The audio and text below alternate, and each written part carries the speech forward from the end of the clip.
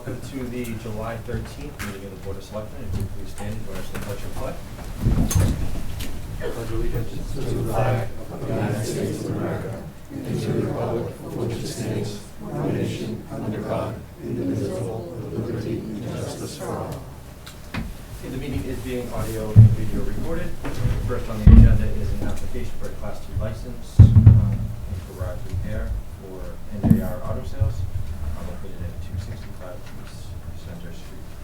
It is a public hearing. Pursuant to Chapter 140 of Mass General Law, the public hearing will be held on Wednesday, July 13th, 2022 at 6:30 p.m. in the Hilton After Selectmen's meeting on Town Hall, 65 North Main Street, West Bridgewater, on application for a Class 2 car dealer's license for NJR Auto Sales to be located at 265 East Center Street, West Bridgewater. Interested parties are invited to be present and to be heard. This will be published June 21st. Is there a motion to open the public hearing? So moved. Second. All in favor? Aye. Aye. Great. Linda, do you want to briefly? Yep, I was gonna say, we're just waiting for the final inspections on a couple of departments. Other than that, everything else is in order, so I just asked the board if they could approve it subject to the final inspections. I won't release the license until I receive it. Good. Is there someone here from? Do you have any comments or anything you'd like to say? No, I just got tonight, tomorrow, so I'm gonna make a point for next week. I was do the safety you want me to do, so I'm done already, so now it's gonna make the day so we can go over and check everything before. Okay. It is a public hearing, so if there's anyone from the public who would like to speak for or against, now is your opportunity. With there being no one, is there a motion to close the public hearing? So moved.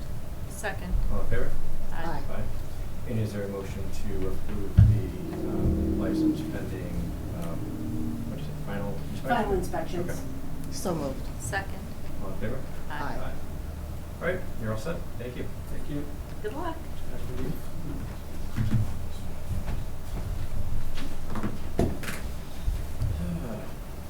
All right, we have 3 minutes before we can do next.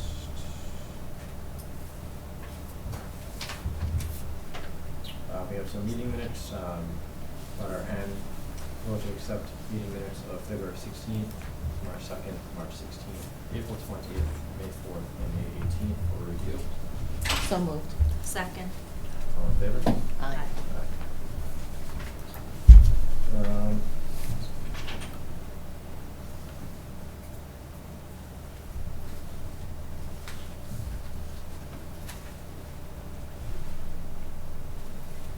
David, do you have anything brief from your town administration report?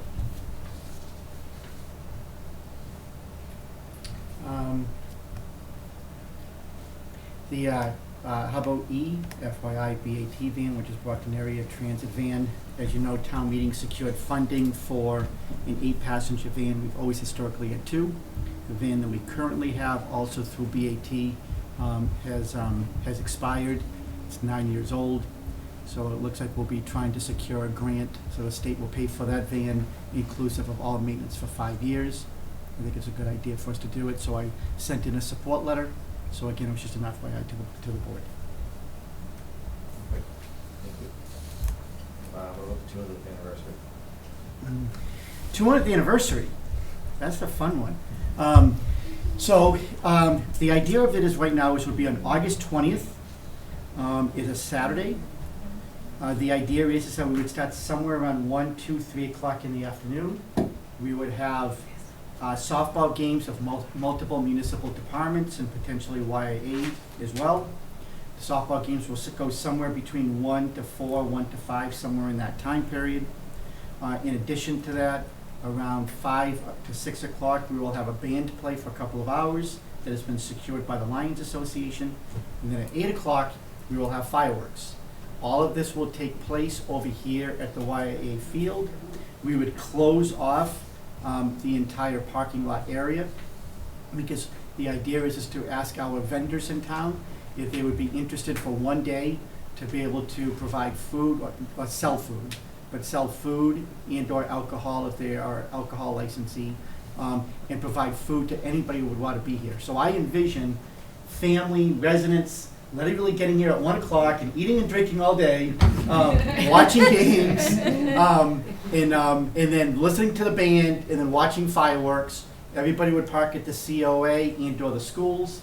I have some final meetings next week with the chiefs, because we may block off Howard Street, we may provide shelling service to be determined. I've already met with the state fire marshal multiple times with the fire chief. We have sign off on that for the fireworks, so we're just securing a vendor. We have a lot more to do because we got to get an MC. Do we have trophies? Do we have awards? What else fun stuff do we have? But we'll put all that together. I do want to say thank you to Denise because she came up with the softball idea, and it's been a home run. Everybody seems to like it. I do expect some unfortunate workers' comp claims the following day with a pulled hamstring. But I think it'll be a really, really good day. So the only thing I need the town to do is that we would like to reach out to our license holders and allow them one day to be able to sell food and/or alcohol here on premise. And so I would need a blanket approval for a one-day off-premise license for both food and alcohol for all of our establishments. We will reach out and see who's interested. Great, thank you. Is there a motion to approve that? So moved. Second. All in favor? Aye. Okay, now moving back. Pursuant to Chapter 140, Master General Law, public hearing will be held on Wednesday, July 13th, 2022 at 6:35 p.m. in the Eldon Selectmen Meeting Room, Town Hall, 65 on Main Street, West Bridgewater, on the application for a Class 2 car dealer's license for S&D Auto Sales to be located at 181 South Main Street, West Bridgewater. Interested parties are invited to be present and to be heard. This was published Tuesday, June 28th. Is there a motion to open the public hearing? So moved. Second. All in favor? Aye. Aye. Linda? And the same thing, the license is subject to all the final inspections, and the applicant is here, and you can speak on behalf of 181 South Main. All right. Hi there, my name is Cedric. I'm representing Saran Shuzadov. He's the one who's applying for a used car dealer license for S&D Auto Sales. Sorry, I missed what you were talking about. What should I say? Just if you'd like a brief introduction or a brief overview of what you're doing, nothing. Basically, someone had a used car dealership in Maynard, Massachusetts, SDA Auto Sales for 5 years, and he's been on the lookout for his own place that he can purchase and run his own business. So he's moving his existing business from Maynard to West Bridgewater. He has extensive experience in that field, so it's not something new. He's just starting a nicer, bigger place, you know. Okay, great. Is there anyone from the public who would like to speak for or against? Nope. Is there a motion to close the public hearing? So moved. Second. All in favor? Aye. Aye. And is there a motion to approve the license pending its final inspections? So moved. Second. All in favor? Aye. All right, you're all set. Great. Thank you so much. Good luck. Thank you. Best wishes. Thank you. All right, we have an application for an entertainment license for Samoset Rock Country Club at Street 50, Matfield Street. Do you want to just give us a brief overview of what you're asking for? We used to have an entertainment, and they didn't renew it for whatever reason. I took over last year, and I'm getting all the permits up. We have a jukebox, and Mr. White wanted everything to be hooked onto the fire panel, so I had everything done, and they inspected it and saw everything was up to code now, because we had to change the code. And those are the, we have pool on Monday nights, is like six to 12 guys, and Tuesday night's a dart night, and that stops in the summer and starts in the fall again. And we have pizza on Friday night, and then they rent out sometimes on Saturday to members, rent the club. And we've probably had 3 DJs in 5 years over there, but the jukebox has to be under that permit. This is indoor only? Pardon me? Is this indoor only? Indoor, yeah. Okay. Any questions or comments? Are you still doing pizza night on Friday It night? starts again in September. We stop for the summer. Basically, all the whole club stops for the summer. Yeah. Too hot in the kitchen. How's membership? Pardon me? How's membership? The membership's good. That's the good part. Yeah. Spending money there is not so good. Well, it's a fun place. It is. They have a good time. We've never had any problems over there. All right. motion to approve? So moved. Second? All in favor? Aye. Aye. All set? All set? Thank you Thank very you. much. Thank you. Thank you. We Come have over, you're invited over anytime. Thanks. we have a change of manager request from Antoine Hanna Services, doing business as Low Odessa Restaurant located at 757 West Center Street. David, I'm assuming that Chris did everything that typically does. Yeah, as far as I know, everything's all set. All right. Is there someone here from Odessa? No.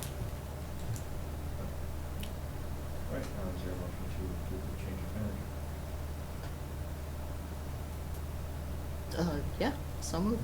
Second? All in favor? Aye. All right, we have a number of appointments and resignations. Do you know who's here? Are there any, is there anyone being appointed to a board or committee that's here? All right, what's your name, sir? My name is Jerry Gill, Okay. for the Veterans Council, Veterans Committee. All right, awesome. If you'd just like to briefly introduce yourself? Yeah, sure. I did 20 years in the Navy as an aircraft mechanic. I just moved here in November from Randolph. I was quite active in the AMVETS and VFW. I helped coordinate Veterans Day and Memorial Day parades. And so that I like to be active. I'm back here, I'm a volunteer at the VA hospital also, so I've got quite a bit of experience working with veterans. Great, thank you. We appreciate you volunteering. Is there a motion to appoint Jerry Gill to the Memorial Day, Veterans Day Committee? So moved. Second? All in favor? Aye.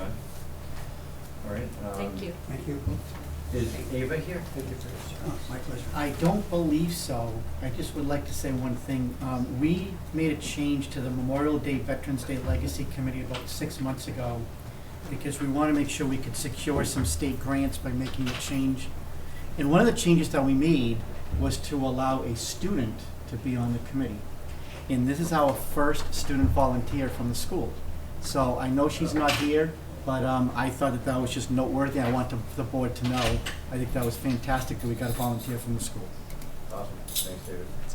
So is there a motion to appoint Ava Sabati to the Memorial Day Veterans Day Committee? So moved. Second? All in favor? Aye.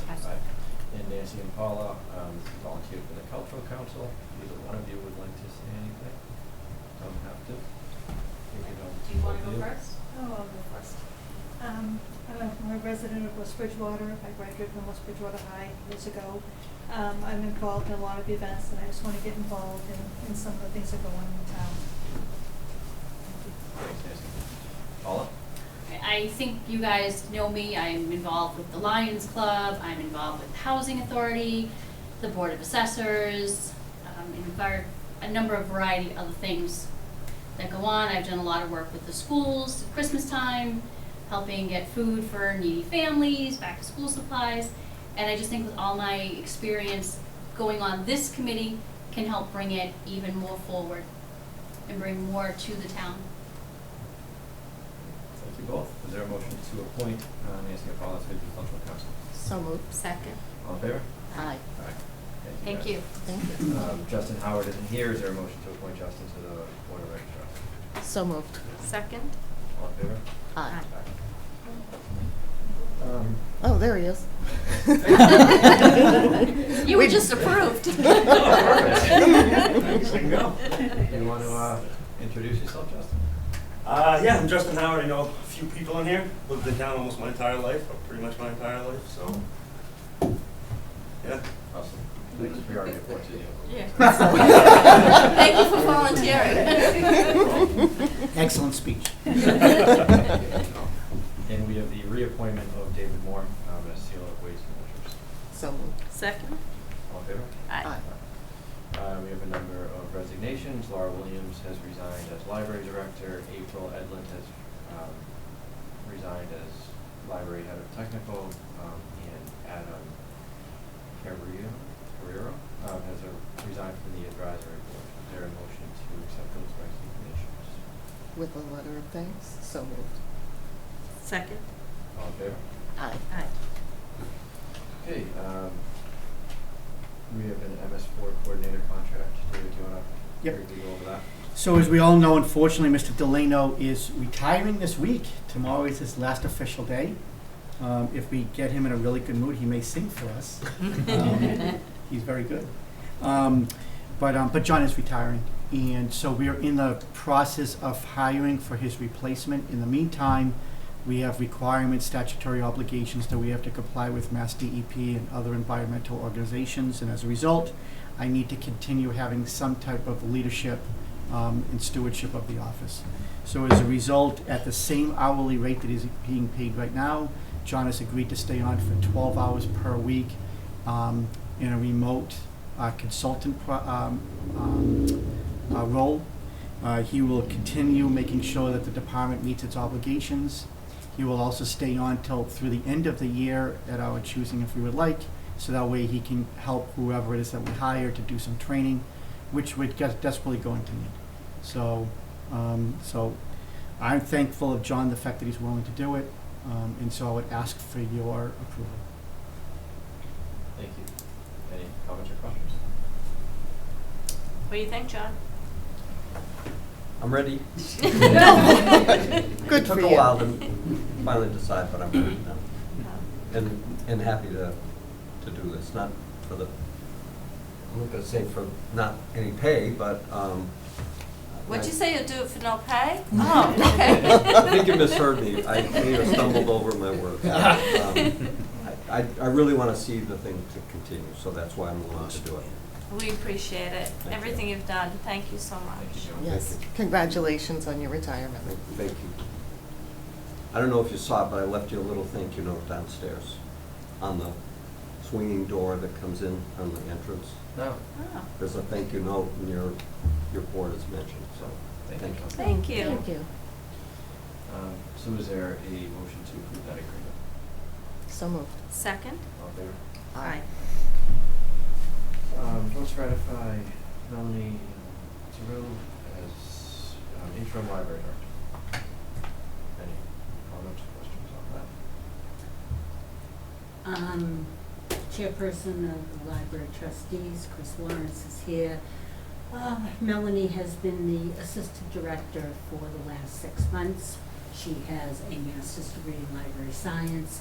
She has 15 years of experience, and we have just started a search for a new library director. Melanie is one of the applicants, and thus far, we just posted. Thus far, we've received one other application, and we'll be setting up interviews sometime in August. We will have several trustees. Ellen, our former library director, has agreed to be on the interview panel, as is Linda Torres, the HR director. And so we just want to appoint Melanie as interim so that we have somebody in charge. Well, when was the position posted? Within the last week.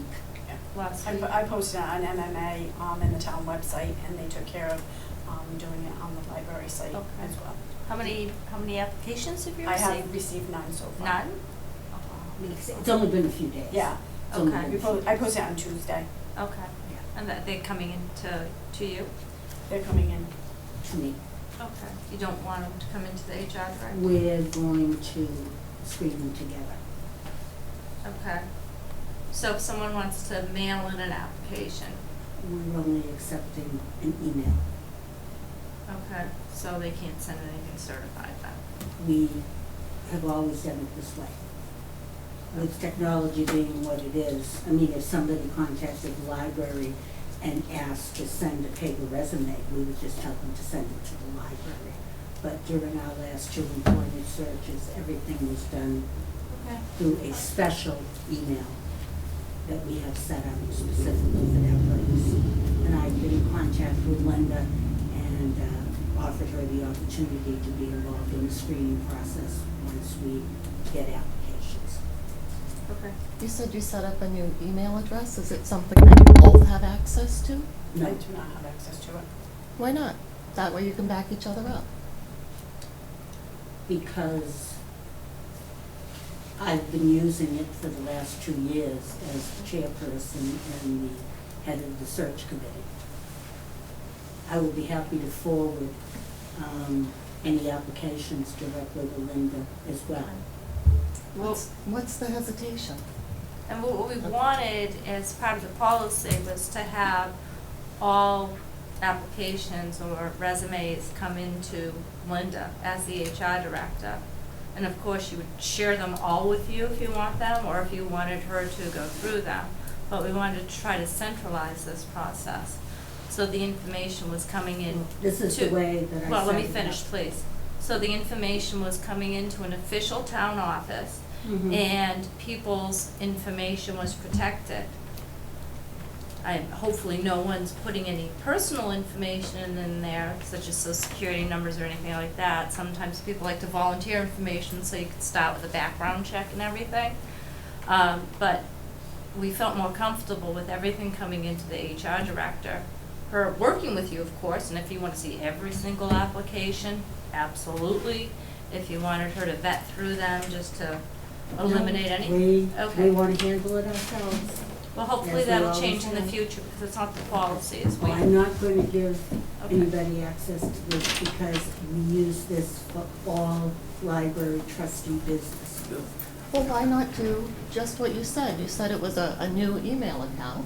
No, Why- I didn't why say not- it was a new, I said it was an existing email account. All right, I that was set up apologize. specifically, okay, for employment searches. We've done an assistant director twice, we've done a director. I'm genuinely not understanding the hesitation. I mean, I'm just trying to encourage the teamwork, people working together. We have agreed to everything with David and with Linda Okay. to make sure that Linda is involved in the entire process. Well, if this email address was specifically set up for employment searches, I feel Linda should be part of it. Well, it was set up before Linda was even employed here. So is this a town email address? No, It's it's a a personal? it's a Gmail address. So some businesses use Gmail, they're that behind, but it happens. So it's not an official town email address. What's the harm in updating it so that you both have access? I'm not willing to do that. Is Because anyone else it's on your used- committee? Because it's used for library trustee business that has nothing to do with employment searches. But this is just one separate isolated project, at least that's what I'm proposing. And then that way you could work together, that way there's transparency on both sides. This is what the trustees have agreed to. The So- only thing I can say is I'll bring it to their attention at the next trustees meeting, which is on the 20th. To propose a separate email address for this job application, I think would be great. If you want to have them sent to the town, Well, to as long both as of they can you. be sent to me as well. Yeah, Absolutely, it's not to cut you out, it's to have everyone work together. yeah. So set up an email address that you both have access to, and that way they're coming in and everyone's seeing them at the same time. Absolutely, that way we can all work together. Well, they'll all have to be reposted. What, we'll have to, oh, the jobs? Yeah, The- they've already been posted with the Gmail address. And I've already received 2 applications. I thought. When is the cutoff date for applications? July 30th, And your next meeting is August 20th? July 20th. Oh, July 20th. Okay, so that doesn't mean, I mean, anyone who's already seen it, You can set up it to Yeah. forward, I mean, just to work together. I Yeah. just, I would be happy to forward everything to Linda as I receive it. I think to take that burden off of you, We don't want the burden taken off of us. yeah, but, That's the trustee's decision, that's not my decision. okay, that's can you the bring it back to decision. your trustees I can certainly to do set that. up a separate email address that you both have access to simultaneously? That way it's transparent and fair to everyone involved. I will bring it to the trustees on the 20th. So we're gonna be voting on a hiring policy later in the meeting. Yes, I'm So aware going of that. forward, in order for us to ratify a contract, that hiring process will have to be followed. In that hiring process, policy will most likely be that all applications go with it. So just an FYI that going forward, that will be our policy. Okay. Well, there's not a written policy at the completely present understand. time, As and I I've just said, already we're set voting this on it up tonight. with David All and with right, Linda. so we're getting off topic. We have a interim library contract to vote on. Is there a motion to approve that contract? Was there anything else that we had to mention? No? No. No, so moved. Is there a second? Second? All in favor? Aye. Aye. Thank you. All right, Thank you. reclassification for Daniela Nilsson to head administrative secretary. The Board of Assessors had requested this back in April or May, I think. There's two assessors here. Did either of them want to speak to it? I can. Daniela has been an awesome employee since day one. She has meets every goal. She goes over and above everything with any task. She's learning. She's going to training on her own to further herself in this. And she's definitely well worth it. And we want to do everything we can not to lose her at any point in time. All right. Thanks, Paul. And there is currently not a head administrative secretary in that office. That is correct, and I did meet with the union, and the union was in favor as well. All right. Is there a motion to approve that? So moved. Second? All in favor? Aye. Oh, and please, it's effective July 1st, 2022. Want just another motion to retroactive July 1st? Amending the motion retroactive to July 1st, so moved. Thank you. Second? All in favor? Aye. Okay, vote on a hazard mitigation plan. David, do you want to go through all that? Yep, so we're required by federal law to have a hazard mitigation plan on file with FEMA and MEMA. It allows the town the opportunity to be able to apply for and receive federal grants in the future.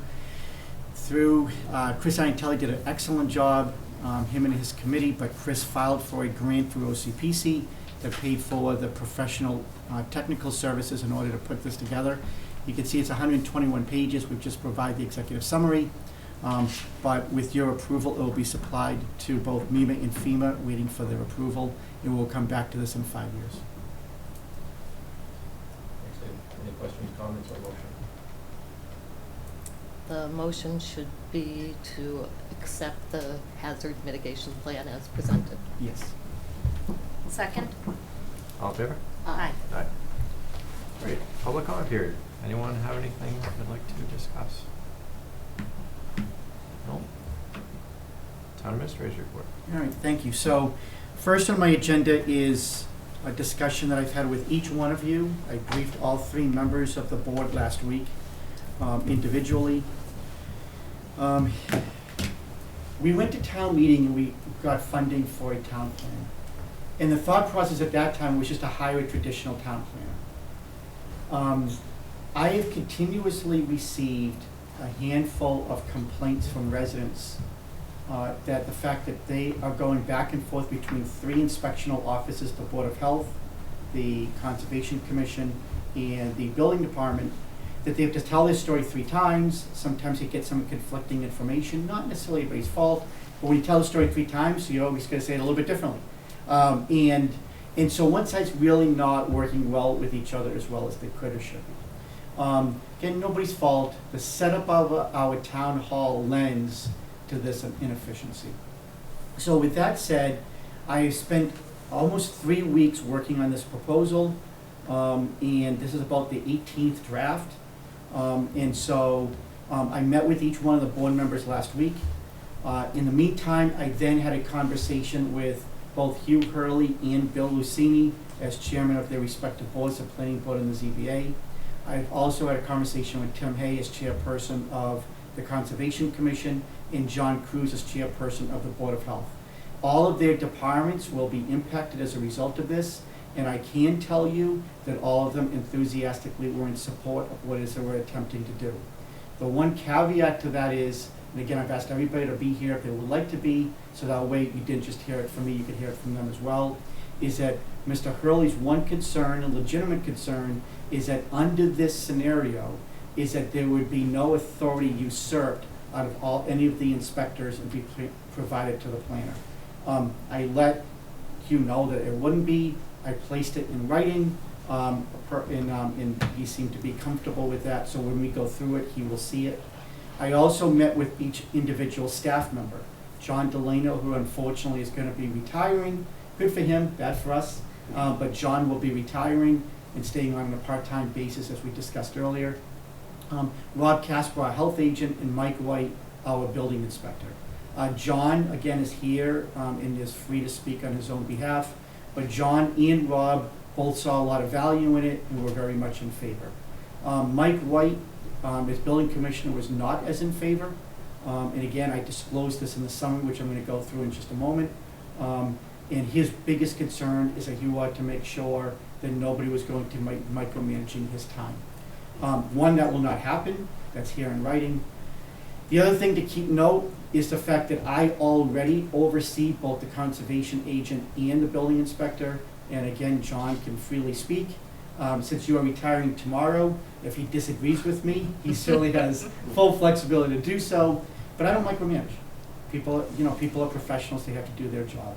And if this new position at any level micromanages, if they let me know, we will certainly handle it. I also met with the union because the union is impacted as well. I've met with them twice. The union stewards I met with yesterday, I can tell that one union steward, who is also a resident of the town, is very much in favor and understands exactly why we want to do this, because she works here and she fully hears firsthand of all the complaints from residents and from department heads. I also met with the secretary. There's 3 secretaries. One is retiring, one most likely is retiring, and the third secretary in the building department, she's lukewarm to it because it's going to be a change. But again, we'll work through those changes. So with that said, here is our summary. And on page 1, I'm letting you know that you have 2 options. One is that we can hire a town planner and just make it as a department head as we normally would with any other department head. The only issue is that they don't have an office. I don't want to turn it yet. We don't have a necessary office for them, and eventually we're going to need a secretary. Under the plan that I'm providing, we are not going to have to hire any additional staff. Under this plan, is if we were to do this, at some time in the future, we will have to hire a staff. And the only place available to place this person is, look at that gorgeous little room. So that there is downstairs and adjacent to a large conference room, and through the years is where all the zoning board and planning board decisions have been placed. It's small, it's 9 by 15 in size. We would still have to find a place for all the files, but we'll make it work. And if the Board of Selectmen want to hire as a traditional department head, place them in there, not have any combination of inspectional services that I later go on, that is A-OK, fully acceptable, your decision. I would ask you to take that vote. We will clean up that office to the best of our ability. We would hire that person. Option 2, next page. Option 2 is to do a consolidation of offices. What I'm envisioning is that we want to do one-stop shopping for our West Bridgewater residents and businesses. In this one location, the building department office would be able to suffice to hold all of these inspectional agents. Second, it allows the town's inspected agents to work closer together. There's no additional cost. It also gives me the ability, because we're going to have 3 administrative staff, which we have now. 2 are full-time, 1 part-time. We make them all 3 full-time, which we receive funding from town meeting to do. And 2 would remain as administrative staff, and 1 person would become a grant writer. I'm going to go over why that is so important in just a moment. The other thing is that everybody would be housed in one place. So if there are problems, issues, or concerns, then all of them working together would be able to accomplish that. A couple of things of note. There will be some renovations that will be a requirement of my plan. We do not have to go to town meeting to seek funding. We already have the funds. That's why I say this does not cost the town an additional dollar. In 2015, $5,000 was authorized by town meeting to renovate the town hall adjacent to the building department. And then a year later, town meeting approved $50,000 to renovate the building department. Neither one of those funds have been spent. Last is, and I think that this is really important because private businesses a lot of times get this right. And so I want to try to take this model. Is that if you went to IBM or you went to Google or you went to Apple, they're not going to have part of their HR department on one floor and part of it on another floor and part of their finance on one floor and part of their finance on another floor. They will have them in their wings, if you want to call it that. So here, we have health services on the first floor and we have 2 inspectional services on the second floor. By placing all of the inspectional services into the building department, now if anybody just needs an inspectional issue, question, pull a permit, whatever, it doesn't matter what it's for, they go to the second floor. They don't have to guess. You know, people are legitimately anxious that have not gone through this process in the past. They're always nervous, they're not exactly sure where to go. They go to one office and they'll be able to get all of their inspectional service questions answered. The second thing is on the first floor, as part of this proposal, is we'll be moving the accounting office, town accountant, downstairs to the first floor. So the town accountant being on the first floor in the existing Board of Health office will make that all of our financial services are on the first floor. So our town accountant, our assessing, treasurer and collector are all there. So I'm just thinking in my head, if I have finance questions, I go to the first floor. If I have inspectional questions, I go to the second floor. Here's an overview of the issues. The building office is actually large, but it's poorly laid out. I can tell you it's not in that great a condition. The AC is in poor condition, and I think we all know where it's located. It has 2 people currently, the building commissioner and a full-time administrative assistant. The conservation office is located on the second floor in the middle of the building. It's actually in fair to good condition. There are way too many file cabinets, something we'll try to handle in the future. It totally lacks AC. Kudos to John and Kitty, because I will be on 97 degrees, they actually are running 8 fans in there. But that's not acceptable for our employees. They can only handle 1 customer at a time. And again, located on the second floor, houses 2 employees, a part-time administrative assistant, and a conservation agent. The health office is located on the first floor, about the same size to conservation office. Although it has AC, it's old. The room is in poor to fair condition, and I can tell you that the AC is extremely loud. You really can't talk to each other while it runs.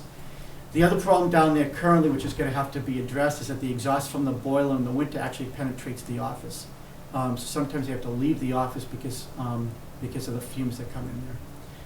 Again, there's lots of file cabinets in there, which one day will have to be addressed. It houses 2 employees, the health agent and the administrative assistant. As I say here, the location of these offices makes it really difficult to provide exceptional customer service. Many times residents will go from the top floor to the first floor, back and forth. They go see the building department, they get some information. They go to the Board of Health, they get some information. They have to go back to another floor to get more information. And they're telling their story 3 different times at a minimum. Real, honest story that I received last year from a resident is that they went to the health department, they took an extended lunch, they got there at 11, they spent 25 minutes there, they came upstairs to the conservation department, they talked to the conservation department, went to the building department to get a permit, they had to go back to the Board of Health, and then we got there, they were all at lunch. And he's like, I just took 2.5 hours from work and I can't get anything done. That's unacceptable in the 21st century. And it's not anybody's fault because they're entitled to go to lunch, but we're so thin-staffed, we have no duplication of effort. So I think that this provides us the ability to be able to do that. I gave you some math here. Again, I'm just going to preface it and I'm going to say it at the end as well. This is observational information. This should not be taken in a negative tone. In the calendar year 2021, the building department administrative staff was out for 50 days, health department was 41 days, and the conservation department 29 days. However, 104 days you have no administrative staff in that office because we're only there Monday through Wednesday. In 2020, 49 days in the building department, 41 days in conservation, a total of almost 140 days. So when you add up all of that time, it's 99 days in one, 82 days in another, and 172 days in the third. And I want to read this because I want everybody to be clear. The town is fortunate to have long-standing, loyal, and dedicated employees in these respective positions. All 3 of these employees have tenure of 20 years or more. This tenure comes, however, with the element of 5 to 6 weeks of available vacation time plus sick time. And when you have employees that have been here a long time, they are going to eventually use sick time, because we all get older, that happens. I want to stress that no one is doing anything wrong in any of these scenarios. These employees are all using the benefits that they have earned over the years. The reality is that when we don't have our administrative staff there, our inspectors become overly responsible for administrative tasks. And they're busy. And how busy are they? We look at the health department here. Just 1 year from 2021 to 2022, they are up almost 50% in revenue. But here's the catch. 2022 is only through May. That's not a 12-month example. That's only an 11-month example. We move on to the next one.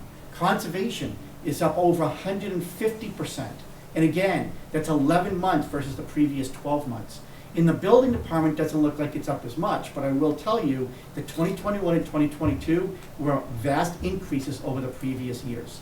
So we are asking our inspectors to continue to do more work, and they don't have the administrative support that they need. So here's what I'm looking at. Hey, look at that. So right now, in our building office, this is what our current layout is. You walk into the building office right here. Actually, I'm sorry, you go to this window, which is right over here. And somebody comes on, they talk to you, or they walk in, the door is locked, but if they let you in, you stand in this area here. There is one administrative desk. There is a desk here that I don't know if it's necessarily being used. There is these walls, no door, just a curtain. In the building department's desk is in here. This is the current building department's layout, mostly fit to size. This chimney here, according to the building inspector, when we did the town hall a couple of years ago, I want to give him credit. He made sure that they did an alt-add on it. They removed the entire chimney, so this is vacant open space. So this actually is going to give us about 12 more square feet of space by just taking out the paneling. Because all these walls are just old paneling. The AC system is located over here, and again, it's in poor condition. The current town accountant's office, which is adjacent to it, you enter into here. It's actually a fairly good sized office. It's 12.5 feet wide by 16 feet long. There is one desk located here. That is the current layout of those two offices. What I'm going to picture and envision is as follows. This here is the current accounting office. Residents will enter into here. Understand that in the past, unless they were let in by this locked door, residents would stand in here and stand in the hallway, and over here is the restrooms. It would be very common that you would have a resident here, another resident here waiting, and people are trying to go back and forth to the restrooms. So instead what we will do is in this entranceway to the existing accounting office, a resident will enter. They will have all this space. This here, this green area, which I'm representing as open space, is about 3 to 3.5 feet wide and 16 feet long. There's going to be a built-in countertop that from here is going to be about 18 to 24 inches wide, so residents can place their information on it, or employees can place their information on it, and that way as you go through paperwork, and there's always lots of paperwork with inspections, they will have the ability to be able to place it somewhere, which they currently do not have. This entire wall being 16 feet long and almost 10 feet high is going to be an awesome opportunity for all 3 inspectors to be able to place their paperwork in their forms. If you go to the building department right now, it is placed outside along these walls. And it's unfair to Karen. Karen comes over here, she talks to somebody through the window, she says, reach over there and grab a form. They fumble, they can't figure it out, they don't know what it is. She has to come out and help them, or they get frustrated, she gets frustrated. Just human nature. But she can't see it, she can't access it, she can't point to it. If we put all the forms located up along here along the wall for all 3 departments, health department, conservation, and building, I think residents are going to love coming in one place, getting all of their forms, they turn around, and then there's going to be 2 administrators. Right now, we have an administrator in the Board of Health, full-time, and we have an administrator in the building department, full-time.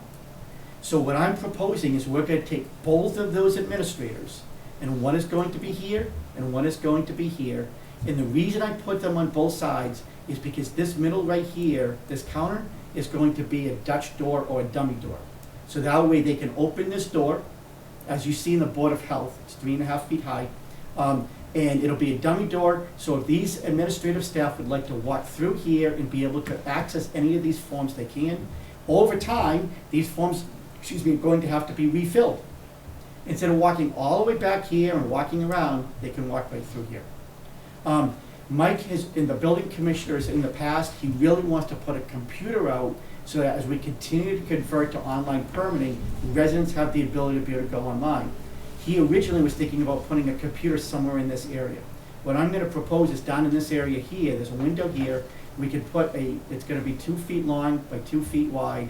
We have to make some adjustments we can. We could put a computer over here, so a resident comes in, they grab their form, they talk to an assistant, they come over here, they can go on the computer, jump on their phone, whatever they need to, turn around, provide their forms to the admin desks, administrators.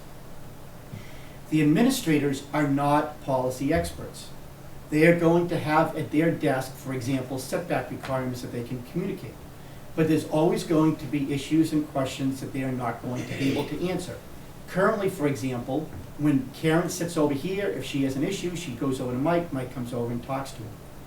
What I envision is that we're going to take this wall that separates the accountant's office and the building commissioner's office, and I'm gonna blow a hole through it. And I'm gonna put a door. So now, when a resident comes in and they're talking to this administrative assistant, and this administrative assistant says, geez, I don't have the answer, let me go get the health inspector. The health inspector's right here. So the health inspector can come through and be able to talk to that resident. Again, real life scenario. Because the town of West Bridgewater is becoming more affluent, we are seeing more and more pool permits being pulled. So, because we don't have town sewer, most people have private sewer, that means that the developer always says to the resident, you need to determine where the septic system is in order to put the pool. So the first place they always go is the Board of Health, which is on the first floor. They go there, real life story, they go there last year, and the Board of Health said, you can't put the pool there. There's a septic. You've got to put it over here because you've got to be 50 feet away from the septic system, or whatever the dimensional setbacks were. And they said, okay. And they went back, they talked to the developer, they came up with a whole entire plan, they brought it to the building department, and the building department said, you're within your 20-foot setback on your sideline. We can't go there. That happens all the time. That's not Mike's fault, that's not Rob's fault, that's nobody's fault. They each respective department gave the right advice, but they didn't talk to both at the same time. That goes away into here. And because, again, we're a wet town, water is in our name, West Bridgewater, many times it's within the 100-foot setback requirements for conservation, so it requires their oversight. So I love this idea. A resident comes in, they pull a permit, and they say to the admin, they say, I want to put an in-ground pool. And they go and they get all 3 inspectors, and all 3 inspectors can come over and have a conversation. Let's assume only 1 inspector comes over and has a conversation. The other 2 inspectors can actually overhear the conversation. And they, through osmosis, they are just going to pick up exactly what's happening. So if they overhear, uh-oh, you know what, they're talking about the dimensional requirements on the septic, make sure, Rob, you talk about the dimensional setback requirements on the sideline. They can interject at that point. But I think from a resident, it would give me great comfort if I could sit there and talk to multiple inspectors at the exact same time, so I only have to tell my story once instead of 3 times. Right now, my current layout is to put the building department, his office is right here. Out of respect and courteousness to him, I figured that we would just leave his desk there. If he wants to move it, we'll talk about it. I'm giving him a conference table over here. Right now, it's a whole bunch of file cabinets. Again, we're gonna have to do some build-ins. We'll have some work that we have to do. But Mike has wanted a conference table for some time, and I think he's deserving of it. If he's gonna lay out plans and lay out plans with the developer, he needs a space to do it. This here is, again, drawn to size. These desk sizes are real. This is not pie in the sky. This is exactly how they would fit, and I'm just thinking that I would put them side by side, back to back like this. We can build some type of a dummy wall. I could put up plexiglass in between if we want to create more privacy. They may not want privacy. They might want to turn the other way and have their heads back to somewhere else. I don't really care. They're desks. So we'll talk to the inspectors. Right now there is a desk over here. I'm not so sure it's being used. And then I'm proposing that we could put another desk over here, because we do have a part-time inspector. And also, as part of the proposal, town meeting funded, at the selectmen's request, a part-time local inspector to help Mike out with all of his inspections. So there is enough space in here. We can blow out this wall if we need to. The rafters go like this. So that means all of these here, any wall that goes this way is a support wall. These are not support walls. So we can move these walls, add walls, take walls down, do whatever we want to do. If the inspector said to me when we do the renovation, make this all big, wide open, let's make it wide open. If they want to add cubicles, add walls, add other things, whatever, well, we can do it. I really am going to listen to what it is that they want to do. So here's why I believe that this will really be helpful. One, residents aren't going to be in the hallway. They're going to be serviced at one time. Multiple inspectors could come out at any one time. They're going to have access to the online portable. And the wall is large enough for the residents to be able to have all of their documents up on the wall and access at one time. They're never going to have to go back and forth between one office to another. I firmly believe if we do this, that 6 months from now, not a single resident is ever going to come here and say, damn it, I kind of miss going up and down those stairs to multiple offices. But that's not going to happen. We have to really focus on customer service. And I remember when I was appointed a little over 9 years ago, Hugh Hurley was on the screening committee. And one of the things that he told me that he liked about my background is that he had run a private business for 12 years and was in the private sector for 20. And he had said, we need to make sure that we bring some outside of the thinking box, of the box thinking, and we need to be able to think of residents as customers. And that's exactly what we're doing here. We'll have 2 administrative assistants that will provide duplication. So think about it. One goes on vacation, the other one is there. One goes on lunch. They can stagger lunches, the other one is there. So I'm a resident. I show up. Right now, if somebody's at lunch, I gotta come back. I've gotta leave a note. I've gotta wait. I've gotta leave a message. That doesn't happen anymore. And the other nice thing with the administrative staff is this. There's nothing worse than you go to lunch and you come back and 6 phone calls came in, now you gotta return all those calls. And nobody answers their phones anymore. So you leave a message, they have to call you back. Imagine you go to lunch and all 6 of those calls got answered by the other person that's already there. That should be a big relief to anybody that is currently has that issue. And again, just because the inspectors are working in close proximity to each other, they should be able to work closer to each other. And the last thing, I know it sounds silly, but this is a legitimate concern, is that where the building office is right now, the administrative staff stares right into the restrooms. She can tell you who uses them, when they use them, and how long they use them. And every time they come out, they say, hi, Karen. All right? That's not fair to her. It's not a professional environment. So that is that office. Now, if we move the conservation office into the building department, that frees up the conservation office. So in the conservation office is where I'm going to house, or propose that we house, the new planner/coordinator. It is directly across from the accounting office. So because I want this person to be a coordinator of the inspectional services office, it will be immediately adjacent to it, so that way there can be interaction between the two. We have funding for it. Town meeting approved $125,000 for town planner. But Chairman Kinahan was asked during the meeting, are we going to spend all of that money on the salary? And he said no. We envisioned that we'd be spending a salary based on the salary survey of somewhere between $100,000 and $105,000. So that's going to leave us some difference. We always knew we were going to have to buy a desk or a computer. But if I have to do some renovations now in the conservation office, again, put up a wall, add AC, we have some money to be able to do it. We don't have to go back to the town. Again, it doesn't cost us any more money. Excuse me. So under this scenario, the planner position would be the town planner, coordinator of inspectional services, and will provide coordination for the conservation agent, health agent, building inspector, and the GIS coordinator. I haven't talked about GIS yet, but we will. That is not to walk in the office and say, John Delano at 10:04, where were you? That is not what we do with professional managers.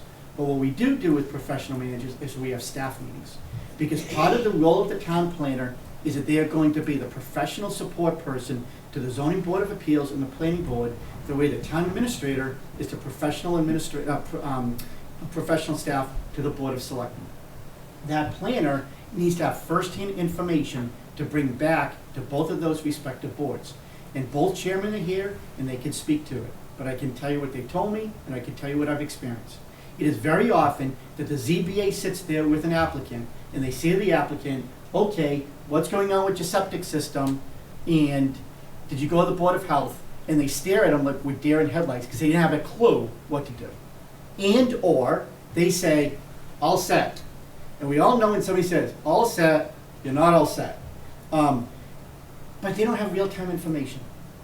So this town planner should be able to coordinate staff meetings between all of these inspectors, so that way they can look on the agenda the way I do, because I do a lot of research before our meetings, and sit down with the ZBA and or the planning board after meeting with all of these agents and inspectors and give them first-hand information as to where we are in the staff process.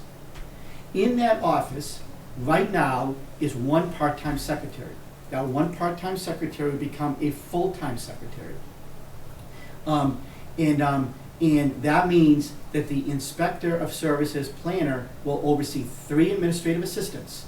Those 2 that you saw in the inspectional services office, in the 1 that is now going to be in this planner office, in the GIS coordinator. It is envisioned that the administrator in the planning coordinator office will not just do administrative tasks for the planner, but will also take on the role of grant writer. We have right now 2 seasoned, well-experienced inspectors between Mike White in the building department and Rob Casper in the health department. And I would say that certainly about John, if John was staying on in our conservation department. That means residents are not going to be running to the planner with questions. They're going to get their answers from our inspectors. I do not expect or anticipate a lot of walk-in traffic to the planner, which means that that administrator in that office is not going to be handling a lot of face time with residents. But the grant writing is very important for these reasons. We know, no, one back, I'm sorry. Right now, there is $3.7 billion that has been given to the state of Massachusetts, the most recent federal infrastructure package. And I had a roundtable through Zoom with Senator Markey about 2 months ago, who was one of the sponsors of the bill. And one of the things that he stressed is that that money will not be granted out on an equal basis to municipalities. It will be done through a competitive grant process. If we don't have a grant writer, we have 0 shot of getting any of that money. Easton has a grant writer, Bridgewater is a grant writer, Brockton is a grant writer, most other towns have a grant writer, we don't. So what we're going to be doing is we're going to task all of our department heads who already have enough on their plate, go write some grants and try to compete with people who do this every single day. We ain't going to win. We need a grant writer. So that's why, again, for no additional cost, I get a grant writer. So I'm assuming a salary of somewhere around $105,000 in additional funds will give us the necessary funds to be able to make some changes to that office. Again, the authority of the planning coordinator over the inspectors will be limited to calling staff meetings and scheduling. When the building department calls in sick, he will call that person. Right now, he calls my office. Doesn't matter who he calls. He's got to let someone know. So he's going to let that person know. And the reason that's important is because that person is coordinating their schedules. Oh, we had a staff meeting today. Hey guys, we can't do it today. This person called in sick. We're going to do it tomorrow. Again, for example. The current health office, again, gets moved upstairs. So that's where the new accounting and GIS office is. The town accountant will move to the first floor. Again, I love this idea because we're going to put all of our financial services on one floor. I will, again, full disclosure, tell you, I'm not super keen about the GIS being placed in this office. But we have space limitations. It is what it is. We're making the best situation that we can. But one of the benefits by having the GIS coordinator on the first floor is that the GIS coordinator is going to be immediately adjacent to the Board of Assessors office. And the reason that's important is because GIS, by very nature, uses the assessor's maps as the base maps of the town. So think about it. Everybody who owns a home, you know that you already know off the top of your head the size of your property, 300 feet by 200 feet by 60 feet, whatever it is. That is the base map of the town, and all GIS maps are based off of that.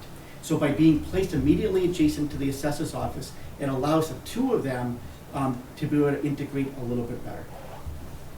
And the reason, again, that I want to have the planning coordinator oversee the GIS coordinator is and have the GIS coordinator answer to that person is because the GIS coordinator, working in unison with the inspectors, will be tasked to integrate the use of GIS. The Board of Health does a septic system right now. Many times it is done in paper format. It's placed into a folder. It's placed into a file cabinet. And if somebody 6 years from now wants to know where it is, you better hope that that wasn't misplaced. It needs to be done through GIS. And so this coordinator is going to make sure that everybody is working together to use a GIS coordinator, so that way we have a long-term record of everything that is going on. I'll give you a real-world example. When you do something at your house, you record it on a deed. You record the deed at the registry of deeds. There is no law that says that you must. Why do you do it? Because 18 years later, when somebody is looking for something, the first thing a good attorney does is they run your deed at the registry of deeds and they say, oh, this was recorded, I better go look at it. How about this? You put a will together, you record it. Because you're not around to let people know where it is. The GIS does the exact same thing. So here's our personnel analysis. We currently have 3 inspectors: the building department, the housing department, the health department, and the conservation department. We will retain 3 inspectors. All they are doing is moving their desks and going into one room. We currently have 3 administrative staff: a secretary in the Board of Health, a part-time secretary in conservation, and a full-time secretary in the building department. We are retaining all 3 of those people. And the part-time administrator has now received funding to go full-time. The last thing is that we also receive funding for a part-time administrator as well. So, if I am wrong, I've been wrong before, I'll be wrong again. If I am wrong, and these 3 administrative staff cannot handle the workload, we still have funds without having one more dollar being accessed from the taxpayer. We currently have funds to be able to hire an additional part-time person to provide additional assistance. Next page. Now, no proposal is perfect.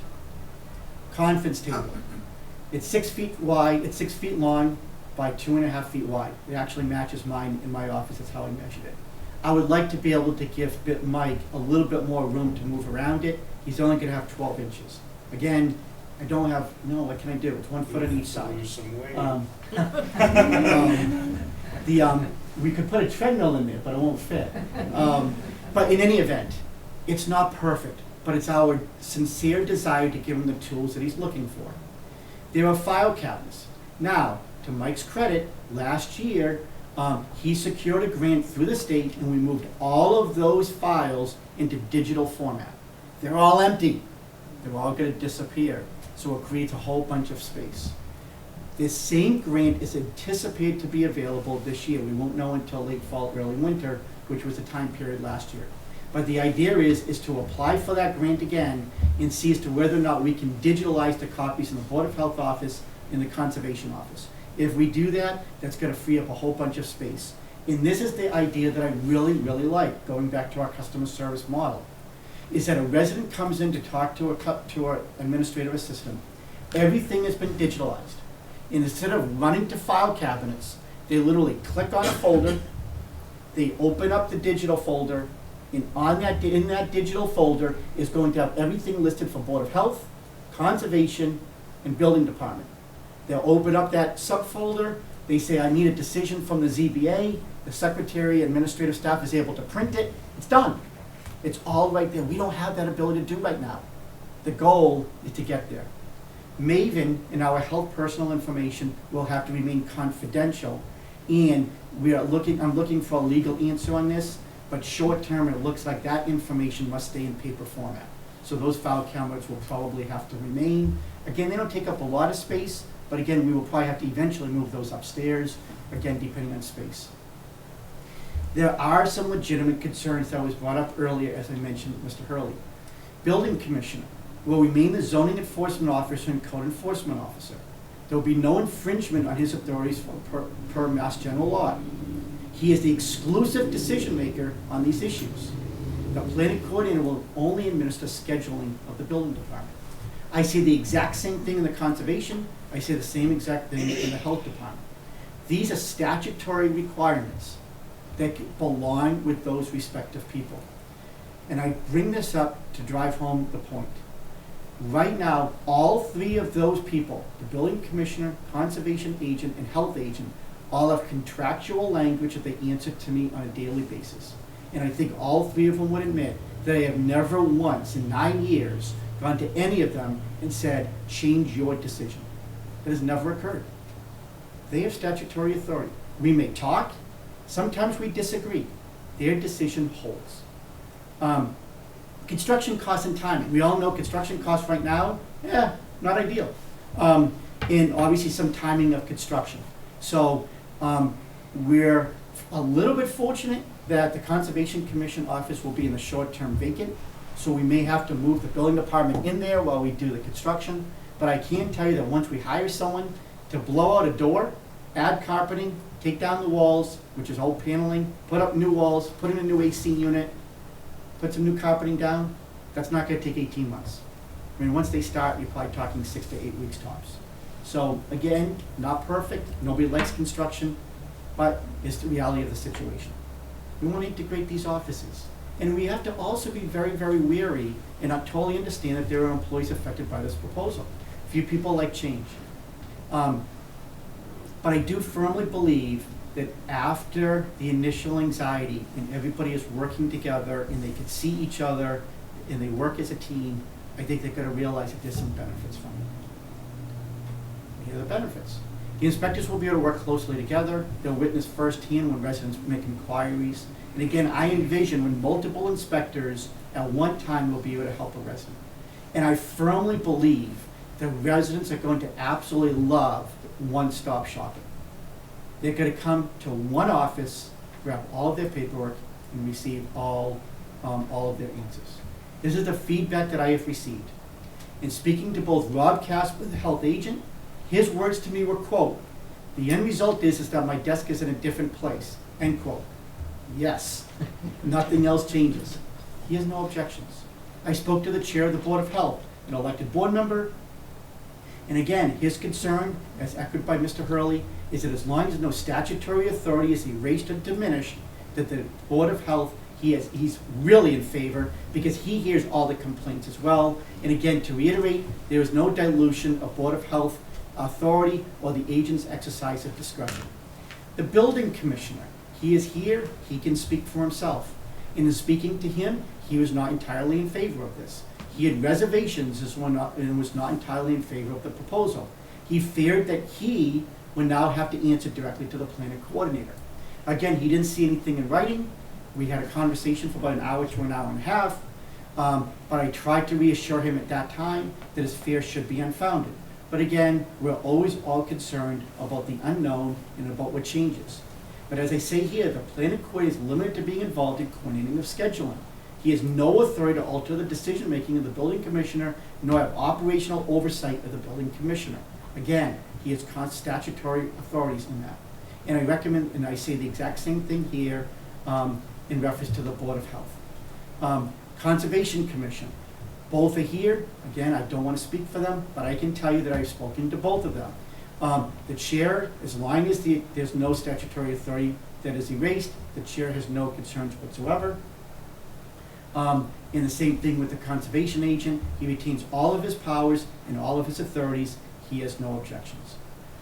I received an email after Mike White left my office. He actually contacted the state building commissioner and wanted to inform me that this proposal is not legal, that I could not place the building department under some other person because he has a statutory authority to report directly and solely to the person or public body that appointed him. Right now, he appoints to me because I am legally the day-to-day operator for the Board of Selectmen. And his concern was that he would be reporting to that person. Again, the spirit of the law is as follows. He has statutory authority and he has to be guaranteed autonomy in his making of zoning and code enforcement decisions. Real life example. He puts in, if you were to follow this wording strictly, and this was town council's words, if you were to follow it specifically to the point, every time he called in sick, he'd be calling the three of you. If he goes on vacation, he calls the three of you. If he has a building commissioners meeting, which he was at today, so he's not in the office all day, he's calling you. We all know that's not occurring. That is the spirit. That is not the spirit of this. All it is scheduling.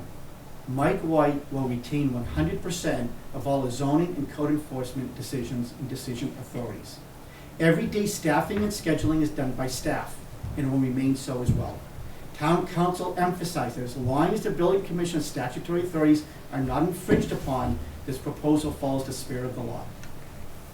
From an authority standpoint, the selectmen are generally understood to have care and custody of all municipal buildings. We all understand that. And specifically, Article 5, Section 1 of the town's general bylaws states that we have general direction and management of the property and all affairs of the town. That means you have authority to be able to move anywhere in the town hall. If you want to move offices, you have full authority to do so. Timeline. If the Board of Selectmen approves this approach, then what I would ask you to do is to take that vote and to accept this, because I would like to be able to start hiring somebody for construction. That's going to be first and paramount. We will post the applicable job description for this, and we're hoping to have somebody start somewhere around the October 1st timeline. In the interim, our discussions with the clerical union will continue. I met again with the stewards on 2 occasions, and I also met with the secretarial administrative staff for the building department. She has some concerns. She has some anxiety. They're legitimate. We will work through them. Quotes for construction will obviously commence at that point as well. And again, I really mean this. It is unfair to our employees that they are not working in offices that are updated and not in contemporary offices. Quite frankly, especially in our building department, it's just not a good place to come to work. So in conclusion, I'm just asking that you will approve this, and if you were to approve this, then I have also, and our next line is that there is 2 job descriptions for the planner, so it's either town planner by itself, or town planner / inspectional services. I just need your direction, and then I will implement from there. Thanks, David. Thank you for being brief.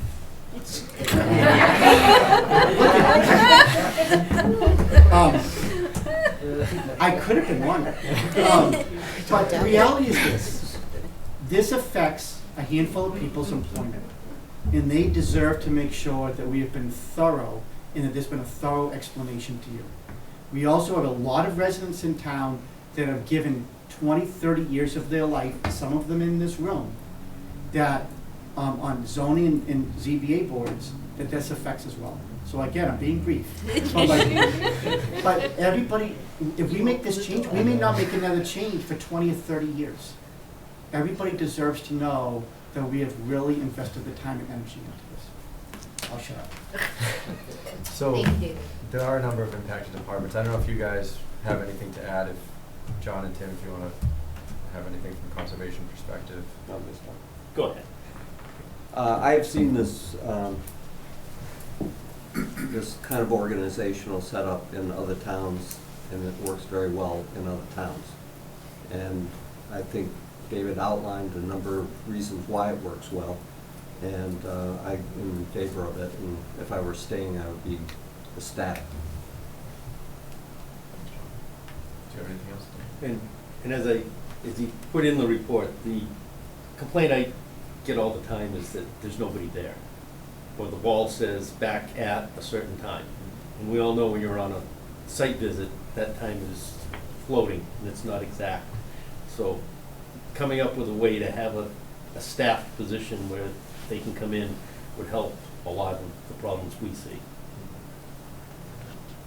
Thank you. Hugh, from the planning board perspective? I agree with David. He's put a lot of time into it. I had some concerns, and he's addressed it, and he's respecting the authority of the various boards that are all being put underneath this, and I think it's a good idea, and look forward to it. Thanks, Hugh. Mike and Karen? William? I think most of it, like David was saying, anxiety, we just got this all thrown at us a couple days ahead of right from tonight, so it's a lot to digest. And when I talked with David, my concern when he was talking about the composition, that I didn't know enough about the Mass General Law 143, Section 3, about the administrative authority. I just said I wanted to make sure that you guys are not violating that, and I wanted to check. I said I'll check with the state inspectors at one of my meetings that I have this week. And they've had a ton of problems where towns have done it the wrong way, and they had to, after the fact, go in and unhinge it.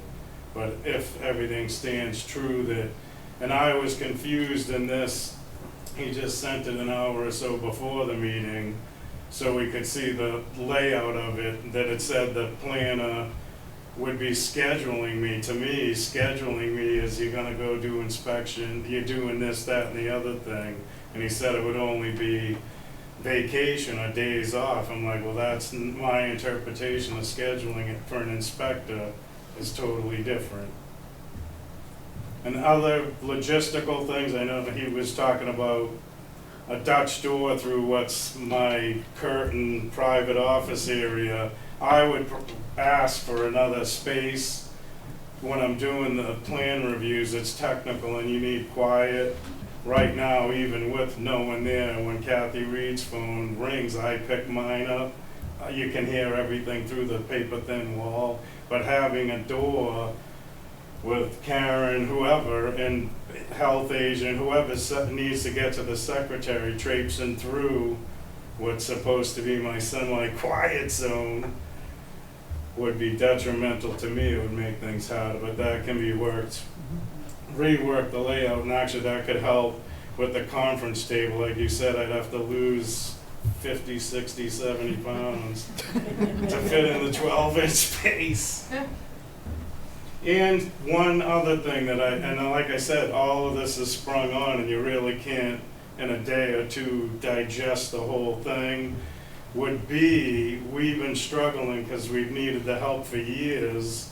A lot of that's why there's two of us. If she's on vacation, I can't tell homeowners or a $50 million project that I can't leave the office. I can't do your inspections. I have to leave when I have to leave and put the note up. But one thing I was curious about, we got the funding for a part-time local inspector to help me with some of the inspections, and then a part-time secretary to help. And I know you're gelling it together. I'm wondering, because we're a very fast-paced office and we're coming into, actually, I'm getting nervous about the annual inspections. How or am I going to have the capability to task the various and the other departments? I need X, Y, or Z done quick and not wait for them to, oh, we're doing Board of Health stuff, you gotta wait till I'm done with this project, then we'll get to that. Just how, I don't know, that can be logistically figured out later, but will I have the authority, or is it the planner that's in charge of them, and it's gotta be hashed out, not Karen or whoever. I need all the annual inspection people called, but Lincoln and I are starting it. With stuff like that, just things that I was hoping with that part-time person, whatever it was, I could task them. All right, today you're concentrating completely on this, no phone, no customer window, get it done. And then the other, whoever it was, would be handling the window, the calls, and all the normal stuff. So that was something that I was thinking about, just wondering how that process would work. So in reference to year-end inspections, I don't see how anything changes. Right now, if you need to do an end-of-year inspection with, say, Rob at a restaurant, you just have a conversation with him. Instead of picking up the phone, you get a look over your desk. And you guys will work that out. I'm talking more administrative, like they have to send renewals and collect everything, and actually then all the certificates. We print a ton of certificates, so like those would be projects that someone would have to work on, and that she has a difficult time, because when that hits, It's a tremendous amount of work. So again, we're doing it now. It'll be an administrative task. We'll figure out exactly the process. That's why I want this coordinator, because the coordinator is going to oversee the secretarial administrative staff. So that way it takes it off of your plate. Right now, you have to, somebody comes to you and they say, do I have vacation time? You fill it out. You don't have to worry about any of those things. I know you need to be in the field. And I also know that you need a part-time inspector, which you're going to oversee. So if you want to task that person with, go do all these inspections, don't answer any phones, you're gonna have 3 men to do that. All right, that was like, I didn't know because the half person's kind of gonna be a floater, potential half Board of Health, right? And then the other half is to make up. What part-time, what half person? Isn't there gonna be Karen as one and then another full-time secretary that I thought was, the secretary for Board of Health was reduced to a half-time? No, it's totally full? So and also, I So think, then we're not getting the additional secretarial help that we asked for to Right. help. are you asking what happens if, say, you and Rob are fighting over No, administrative time? no, yeah, so I don't understand it, so I thought, Who does the administrative? I work thought for? the Board of Health was getting reduced to part-time, and then the other half was to supplement building and conservation that was in the office. So like I said, this is all sprung on us, and it takes time to digest. So that's what I guess now it makes it even worse for what I'm thinking. If it comes to that's why we asked for the help, we didn't ask just for fluff to task that person, but what if they're tangled up? I don't know exactly what the Board of Health, what they do, or if they have crazy times like us. I'm sure with the annual inspections, he's on the same cycle as us for the recommendations, so that they're gonna be jammed with their own renewals and getting the paperwork done. I don't know if they print certificates, they must print something up. So currently, you have one person. Yeah, We're now going to have 2 people, and across the hall over here, there's going to be another full-time person. So there's gonna be 3 it's 3 administrators. Between the 3 offices, right now, you have 2.5. Now it's gonna be 3, so we're adding a half. If those 3 people are not enough, as I said earlier, we have funding to add another half, we'll add another half. I feel confident, though, I believe that a lot of the administrative tasks and the problems that we're having in all of these offices is that when people are out for multiple weeks during the course of a year, they get behind. It's just human nature. But the reason they do is because when you have one person and you go on vacation and you come back and you have 42 phone calls you have to return, those 42 phone calls have now been handled by this person while you're on vacation. So I think we're gonna be okay, but if I'm wrong, we will still have the ability to hire an additional person. Now, my question is, you're talking about moving the location of the desks, but at what point do we cross-train? Because you're saying the issue is this person isn't available to answer this question, but now these other 2 are going to be there. They're not gonna necessarily know. So none of our administrative people right now, and again, I'm not saying this in a negative, I'm being real, none of them are product experts or proficient in those products. I'll give you an example. I met with Karen earlier today, and I had said, do you know what the setback is to a sideline?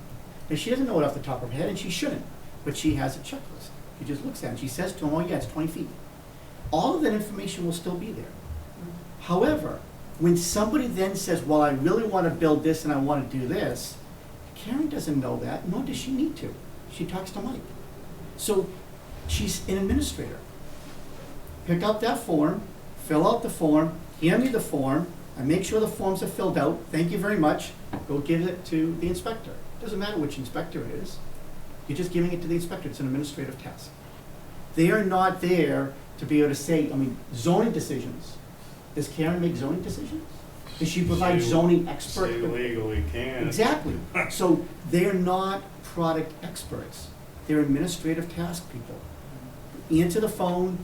I have a question for the building inspector. Not a problem. Leave your name and number. I'm going to give it to him. I'll give it to her. So that is what they are not there to make a zoning. And I'm sure if Darlene Green was here, if you said to her, okay, tell me what the flow is required for a 4-bedroom home, she wouldn't be able to answer the question. She would say, not a problem, I'll get Rob Casper to give you a call. But she could take the paperwork in.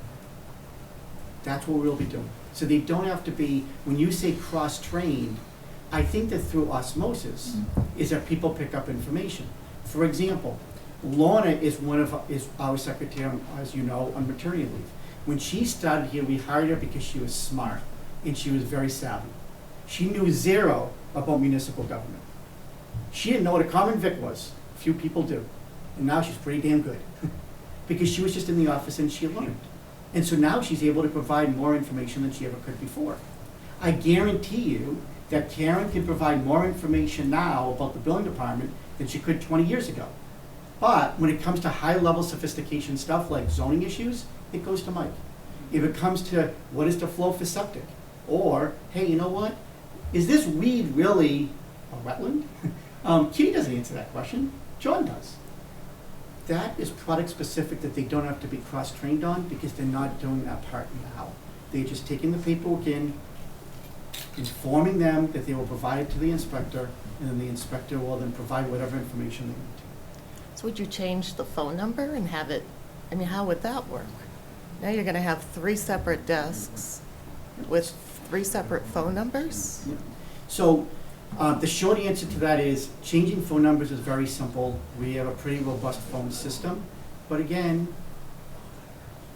this proposal is at a higher level. I can't tell you what the phone number is going to be, but I can tell you that we have enough trunk lines that we're going to be able to have enough phones to add to every single desk. Well, change a number, change a number. Just put it on the website. Karen, did you have anything to add to Mike? You know, I had spoken to David earlier today, and any issues that I had, he cleared up for me and reassured me some of my questions, so I was all right with it. And Karen has some legitimate concerns, and we're going to address those. Yeah, yeah. All right. Thanks, Karen. Okay. And One last quick question. I'm not good at buildings, obviously. You had talked about public are coming in to meet with these inspectors. Would it make more sense for them to be on the first floor instead of the second floor? So if we had this all available space and we want to really do a wholesale change, the answer would be yes. But in order to do that, we would have to literally uproot every department. So I think this is the least amount of impact. I do agree with you. I'd love to flip it. Yeah. But if I said, okay, we're gonna uproot treasurer, collector, and everybody else, it would just, at some level, it's just too much. There is some impact here, but it is the least amount of impact that I could come up with. Billy, do you have any comments from zoning? I look forward to it. I think that a lot of times, I know a lot of times, we have people come before us, and winter's coming in and they want to put up a garage.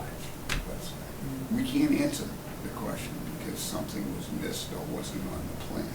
So we have to tell them, you gotta come back in 2 weeks, 4 weeks. And the guys go, my contract is ready to go. They can't help you. So we have to go back to Mike, reschedule a meeting, and time goes on. I think this way, it will all be done when it gets to us and be ready to go. And on another note, I look forward to it because I'll have somebody to work with on the 40Bs that is involved in it. Now, I do it on a part-time basis, and I get involved in it, but I can't give it 100% all the time. And neighbors come to me, and engineers come to me, and it's just something would really help, I believe. In fact, I know overall, especially on big projects and stuff, to have someone there. So I am absolutely in favor of it, and this doesn't really mean much to me, but the overall, what I'm hearing here, I like. So. Awesome. Thank you. John? From seeing other towns have this kind of organizational setup, I see that the person who's the coordinator, the planner coordinator, that this position is, new position is gonna be, that's their responsibility to take and train the administrative people to do the tasks that, so that they can do not only conservation tasks, but Board of Health tasks administratively, not the decisions, but they should be able to fill out the form that Kitty fills out, or Kitty fills the one that Karen fills out if they're all working together, because they're gonna train each other, and the responsibility for it is coming from this coordinator, the head of that department. So it would be that person's responsibility to train the administrative staff to work for the different inspectors. So that wouldn't have to be a concern with Mike or me or Tim or any of you or anyone. So I can't say that's how it's going to be, but I've seen it in other places, and I see that that's their responsibility. And it takes that all off of the agent. I don't have to spend my time training the secretary to do X, Y, and Z. Thanks, Sean. Denise, or? No, I'm all in favor of this. I think the most important part is that the residents have easy access to the departments they need to interact with to get a project done.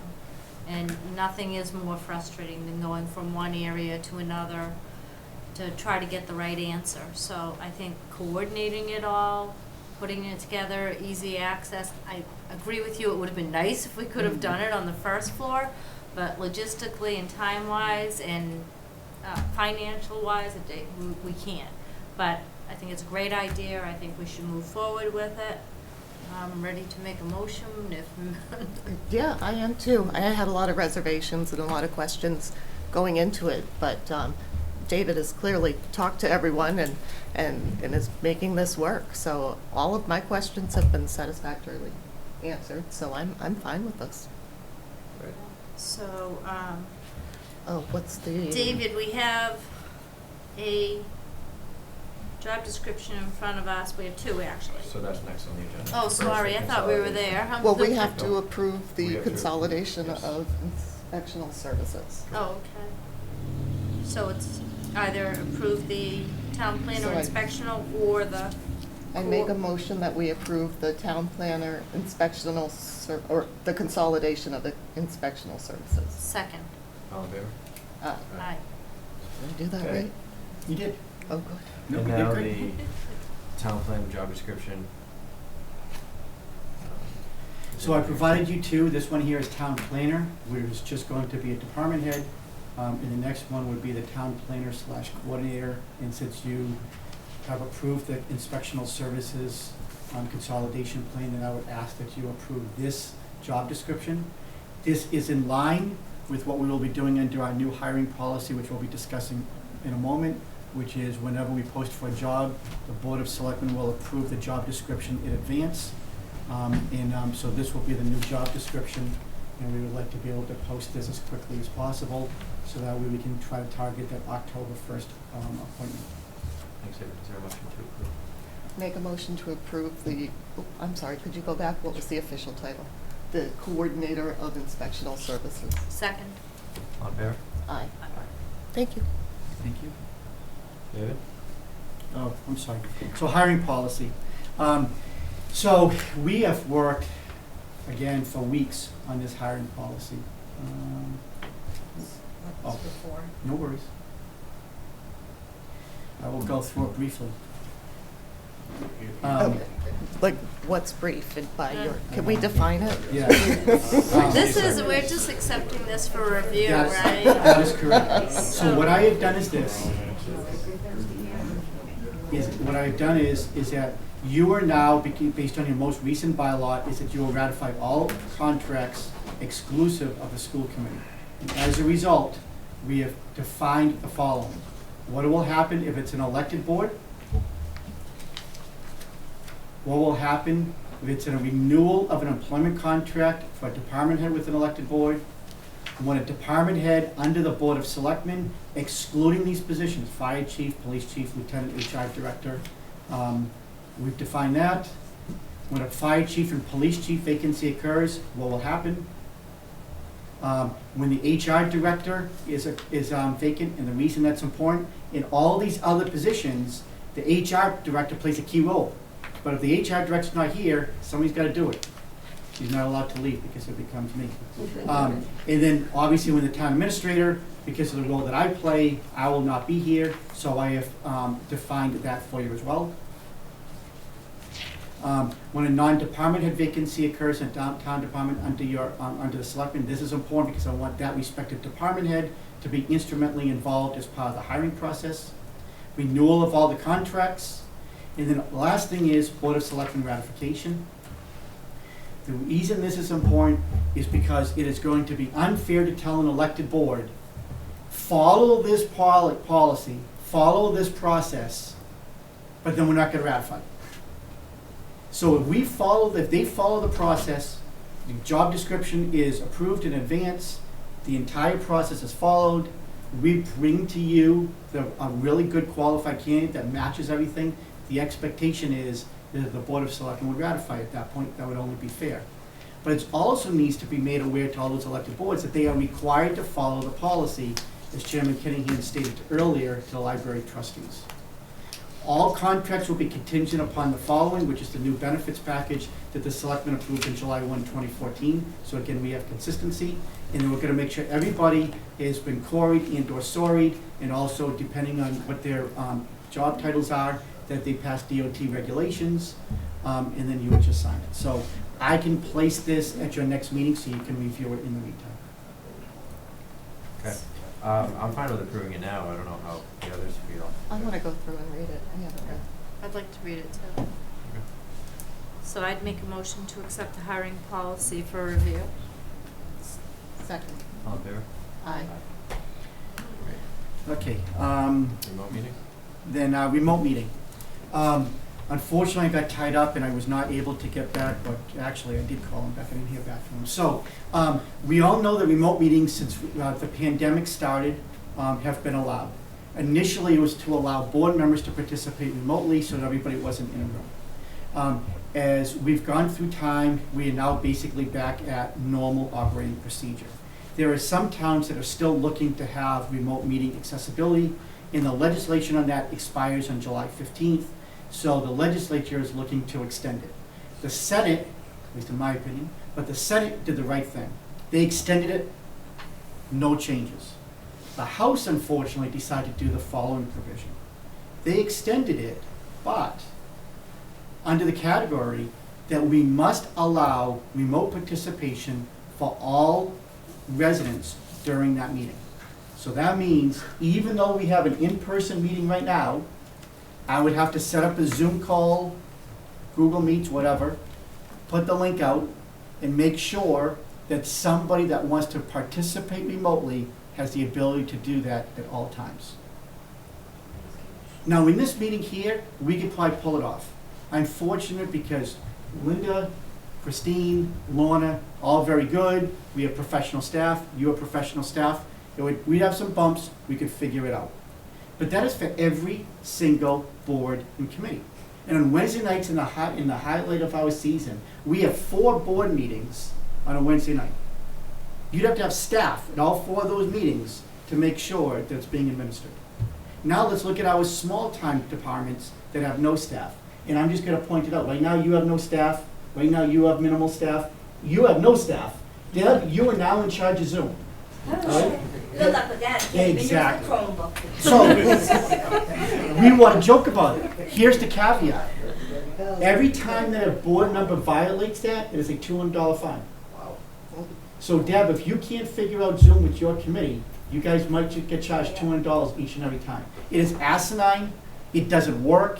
It makes no sense. There was no thought process into it. It was a last-minute voice amendment vote that I honestly, to give the House members credit, or at least the benefit of the doubt, I don't think they know what they were voting on. So I reached out, I met with Senator Timilty actually over the weekend. He was going to meet with the House Senate Reconciliation Committee and bring them our concerns. And I can tell you, we're not the only ones making these calls. I played phone tag with our state rep. I hope to be able to speak to him prior to their meeting of reconciliation as well. But I will tell you, in all honesty, if this does go through, it is going to be a hardship on the town. We have 75, 80 committees, and how Agricultural Commission, Historical Commission, Open Space Commission, CPC, how they're all going to be able to administer Zoom without staff. And just to let you know, the law is specific that it will not provide funding. Mhm. So if you want to actually hire staff, you're gonna eat it on the local level.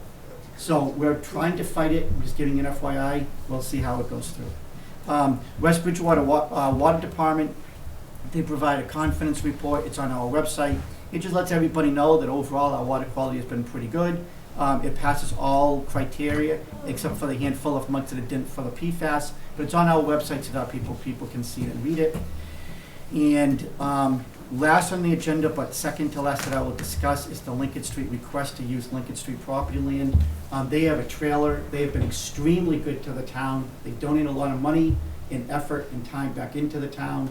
They have a little bit of a hardship with their trailer. This is their request.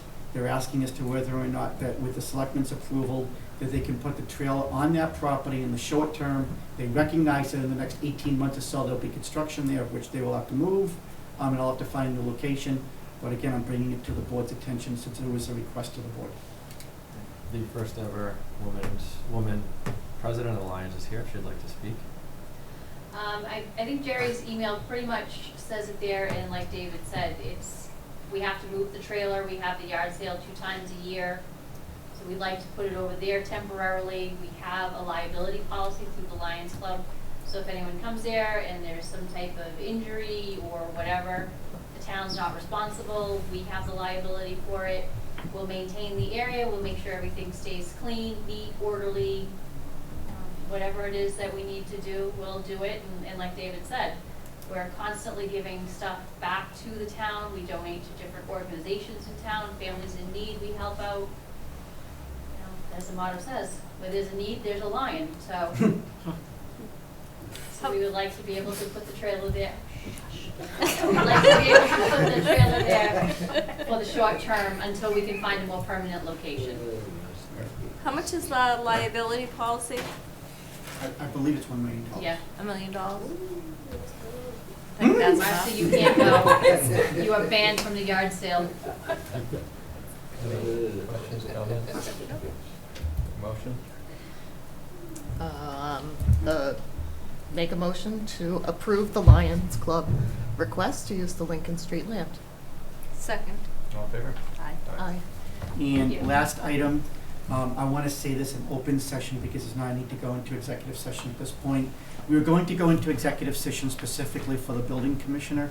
The reason being is because we have a need for an ADA coordinator. And the chair of the ADA commission is here. As is practice in other towns that I have worked and seen, it is normally the building commissioner and you pay that person a stipend. At the time that this agenda was put together, the building commissioner was in favor of taking on that role and also being paid the stipend. Since then, he sent me an email and he has informed me that he is no longer interested in that position. So there's no need to go into executive session, so I can disclose that in open session. All right, but we are going into executive session for the library union, so I would entertain a motion to enter into executive session, not to return to open session to discuss strategy with respect to collective bargaining, specifically the library union and non-union person. Just the library union, since in my opinion as chair, strategizing in open session would have a detrimental effect on the bargaining position of the town. Is there a motion? So moved. I am going to recuse myself because I work for the union, Local 653, which is the union for the library. I actually work for the benefits department, which is a separate entity, but it's part of Local 653. Okay. So I will recuse myself. I will second the motion. Roll call vote. Anderson, yes? Kinahan, yes. Grace. Recuse. All right, we are now in executive session.